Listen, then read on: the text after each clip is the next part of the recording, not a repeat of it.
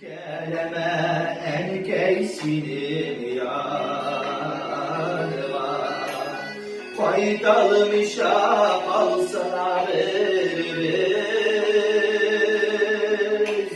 Dünya meşakkatin artık ürür, biraz münâşikte yeri veririz.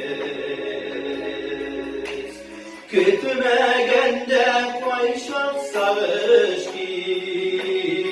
giler, kemiler bile iler bulasın. Digenler güne işine ağlar, yanlışsa da aziz balası.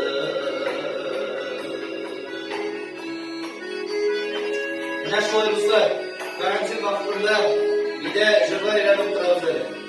Bir güzel kızlarımızda. Yani yerini saklayıp, böylece saklayıp şu aylarda yıllarda maturitet kuruşları yazsın. Bir güzel rahmet.